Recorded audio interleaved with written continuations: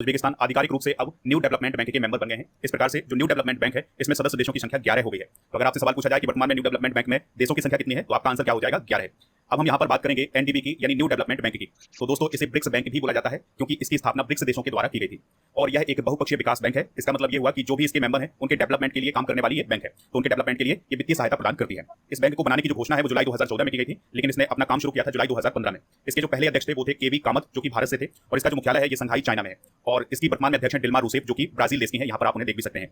New development bank की जो official website है उसके अनुसार 11 इसके सदस्य हैं। तो वो कौन कौन से देश हैं, चलिए इसको देख लेते हैं। तो इसमें ब्राजील, चाइना, इजिप्ट, भारत, रूस, साउथ अफ्रीका, बांग्लादेश, अल्जीरिया, संयुक्त अरब अमीरात, कोलंबिया और उज्बेकिस्तान। तो ये इसके 11 मेंबर हैं। उरुग्वे भी दोस्तों इसमें शामिल होने की कोशिश कर रहा है, लेकिन अभी इसकी आधिकारिक पुष्टि नहीं हुई है, तो इस पॉइंट को भी आप याद रखिएगा। अगला क्वेश्चन है, अंतरराष्ट्रीय क्रिकेट परिषद यानी आईसीसी के नए सीईओ कौन बने हैं? आंसर हो जाएगा इसका संजोग गुप्ता। तो दोस्तों संजोग गुप्ता अंतरराष्ट्रीय क्रिकेट परिषद यानी आईसीसी के सीईओ बन गए हैं। तो यहाँ पर आप देख सकते हैं ये है संजोग गुप्ता। तो इनको अभी हाल ही में आईसीसी का मुख्य कार्यकारी अधिकारी बनाया गया है। उन्होंने ऑस्ट्रेलिया के जियोफ एलार्डिस का स्थान लिया है, जिन्होंने कुछ समय पहले इस्तीफा दिया था। इसके बाद से सीईओ का पद खाली था। अब जो संजोग गुप्ता है वो आईसीसी के सीईओ बन गए हैं। संजोग गुप्ता वर्तमान में जियो स्टार में स्पोर्ट्स और लाइव एक्सपीरियंस के सीईओ थे, लेकिन अब वो आईसीसी के सीईओ बन गए हैं। देखिए दोस्तों, बात करते हैं यहाँ पर आईसीसी की यानी इंटरनेशनल क्रिकेट काउंसिल की। तो यह क्रिकेट की सबसे बड़ी संस्था है और इसकी स्थापना जो है 1909 में की गई थी। जब इसकी स्थापना हुई थी तब इससे इंपीरियल क्रिकेट सम्मेलन के रूप में इसकी स्थापना की गई थी। इसका मुख्यालय कहाँ है? दुबई, यूएई में। और इसके वर्तमान में मेंबर है 108 और इसके अध्यक्ष कौन है? 2024 से जयसाय। तो अगर आपसे एक और सवाल पूछा जाए कि जो आईसीसी है उसके सबसे यंगेस्ट चेयरमैन कौन है, वो है जयसाय। अब सीईओ कौन बन गए हैं? संजोग गुप्ता। इस पॉइंट को भी आप याद रखिएगा।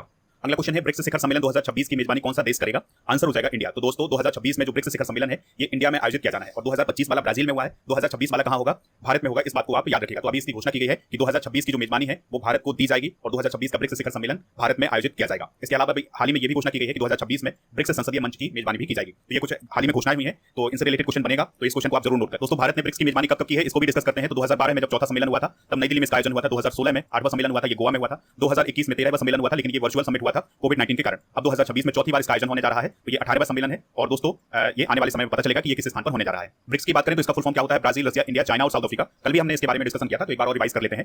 तो दोस्तों ब्रिक्स उभरती अर्थव्यवस्थाओं वाले देशों का एक समूह है और यह एक राजनीतिक और आर्थिक संगठन है। इसकी स्थापना 16 जून सन 2009 को हुई थी। इसके 10 मेंबर हैं, तो 10 मेंबर आप याद रखिएगा, Brazil, Russia, India, China, south Africa. और इसके अलावा 2024 में ईरान, इजिप्ट, इथियोपिया और यूएई शामिल हुआ था। 2025 में इंडोनेशिया शामिल हुआ है। ठीक है, तो इस प्रकार से ब्रिक्स के ये 10 मेंबर हैं। अगर हम समिट की बात करें ब्रिक्स समिट की, तो 2009 से 25 तक इसके 17 सम्मेलन होते हैं। 18वां सम्मेलन भारत में होने जा रहा है 2026 में। तो देखिए पहला सम्मेलन 2009 में हुआ था रूस के एकातेरिनबर्ग में, और यहाँ पर आप जो हाल फिलहाल में हुए उनको याद रखिएगा। जैसे 2022 में बीजिंग चाइना में हुआ था, 2023 में जोहान्सबर्ग साउथ अफ्रीका में, 2024 में कजान रशिया में और 2025 में रियो डी जेनेरियो ब्राजील में हुआ है। ठीक है, तो ये चार तो आपको याद ही रखने हैं। अगला क्वेश्चन है, कौन सी कंपनी भारत की पहली निजी सैटेलाइट इंटरनेट सेवा शुरू करेगी? आंसर हो जाएगा अनंत टेक्नोलॉजीज। तो जो अनंत टेक्नोलॉजीज कंपनी है ये भारत में आने वाले समय में सैटेलाइट इंटरनेट सेवा शुरू करने जा रही है, यानी कि ये कंपनी सैटेलाइट के माध्यम से भारत में इंटरनेट सेवा शुरू करेगी। तो इसको अभी हाल ही में मंजूरी दी गई है। 2028 तक इस सेवा को लॉन्च किया जा सकता है। इसमें पूरा भारत कवर किया जाएगा और इसमें जो इंटरनेट मिलेगा उसकी स्पीड कितनी होगी? 100 जीबीपीएस की। दोस्तों इस सेवा को शुरू करने का उद्देश्य क्या है? दूर दराज और ग्रामीण क्षेत्रों में तेज और भरोसेमंद इंटरनेट पहुंचाना। बात करें अगर हम अनंत टेक्नोलॉजीज की, तो इसकी स्थापना 17 अगस्त 1992 को हुई थी। डॉक्टर सुब्बाराव पापुलुरी इसके संस्थापक हैं और मुख्यालय इसका हैदराबाद तेलंगाना में है। अनंत टेक्नोलॉजीज लिमिटेड एक भारतीय निजी एरोस्पेस कंपनी है। इसके जो प्रोडक्ट है वो है लॉन्च यान, उपग्रह, अंतरिक्षयान, ये सभी अंतरिक्षयान के पेलोड, ये सभी ये बनाता है। ठीक है, अब ये इंटरनेट सेवा भी प्रोवाइड करेगा। अगला क्वेश्चन है, पंडित दीनदयाल उपाध्याय गरीबी मुक्त गांव योजना किस राज्य में शुरू की गई है? आंसर हो जाएगा इसका राजस्थान। तो राजस्थान राज्य में एक नई योजना शुरू की गई है जिसका नाम है पंडित दीनदयाल उपाध्याय गरीबी मुक्त गांव योजना। इस योजना का उद्देश्य यह है कि जो बीपीएल परिवार हैं उनको आत्मनिर्भर बनाया जाए, उनको सशक्त बनाया जाए और उन्हें गरीबी से बाहर निकाला जाए। दोस्तों इस योजना में यह भी किया गया है कि अगर कोई परिवार अपने प्रयासों से गरीबी रेखा से ऊपर आता है तो उसे प्रोत्साहन राशि के रूप में 21,000 रुपए प्रदान किए जाएंगे। बात हुई है यहाँ पर राजस्थान की। तो दोस्तों राजस्थान की कैपिटल क्या है? जयपुर। हरिभाऊ बागड़े इसके राज्यपाल हैं और मुख्यमंत्री हैं भजनलाल शर्मा, जो कि बीजेपी के हैं। विधानसभा की यहाँ पर 200 सीटें हैं, राज्यसभा की 10 और लोकसभा की यहाँ पर 25 सीटें। अगला क्वेश्चन है, कौन का कैफ गोल्ड कप 2025 किसने जीता है? तो मैक्सिको देश ने अभी हाल ही में कौन का कैफ गोल्ड कप 2025 जीता है। ये फुटबॉल से रिलेटेड कप है, इस बात को आप याद रखिएगा।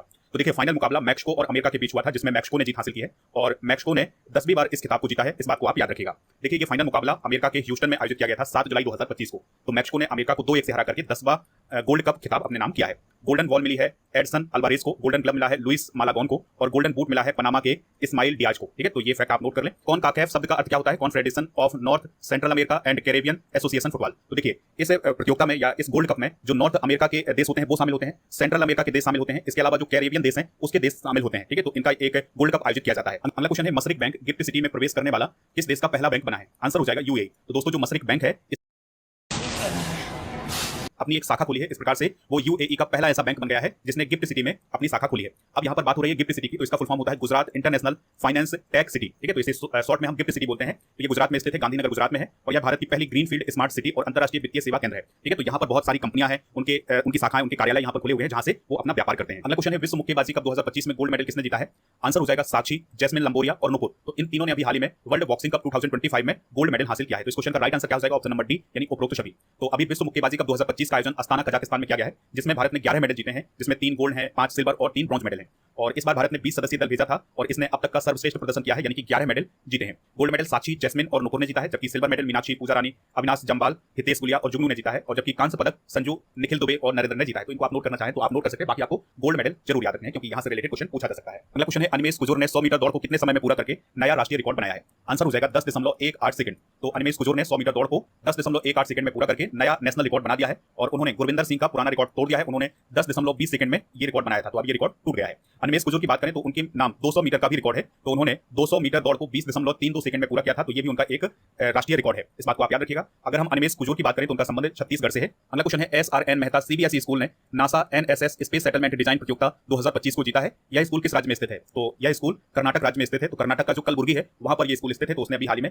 NASA NSS space settlement design प्रतियोगिता को जीता है। यहाँ पर बात हुई है नासा की, तो नासा का फुल फॉर्म होता है national aeronautics and space administration. यह अमेरिका की अंतरिक्ष एजेंसी है। जिस प्रकार से भारत की अंतरिक्ष एजेंसी इसरो है, उसी प्रकार से अमेरिका की अंतरिक्ष एजेंसी का क्या नाम है? नासा। 29 जुलाई 1958 को इसकी स्थापना हुई थी। इसके वर्तमान में जो कार्यवाहक प्रशासक हैं वो हैं जेनेट पेट्रो। आप स्टडी करके ऐप को इंस्टॉल कर लें, जिसका लिंक डिस्क्रिप्शन बॉक्स में दिया गया है। तो यहाँ पर आपको 6 महीने की करंट अफेयर्स की बुक मिल जाएगी, 3 साल की वैलिडिटी के साथ कोर्सेज को आप ज्वाइन कर सकते हैं। इलॉन मस्क ने ब्रिक्स शिखर सम्मेलन 2025 कहा हुआ है रियो डी जेनेरियो ब्राजील में। ट्रिनिडाद एंड टोबैगो का सर्वोच्च नागरिक सम्मान हाल ही में किसे प्राप्त हुआ है? नरेंद्र मोदी जी को। हाल ही में नरेंद्र मोदी को किस शहर की प्रतीकात्मक चाबी प्रदान की गई है? Buenos Aires. हाल ही में 2025 ग्रैंड शतरंज टूर में रैपिड खिताब किसने जीता है? डी गुगेस ने।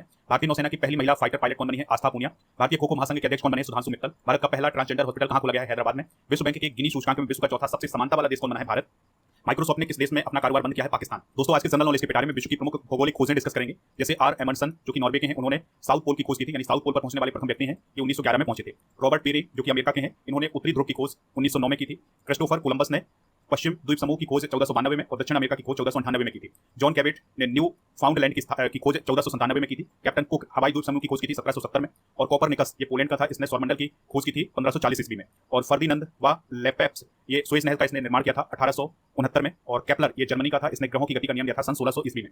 लिंडबर्ग की बात करें तो यह प्रथम सोलो उड़ान पेरिस से न्यूयॉर्क तक पहुंचा था 1927 में। तो ये कुछ प्रमुख भौगोलिक खोजें हैं, इनको आप नोट कर सकते हैं। कल के करंट अफेयर्स में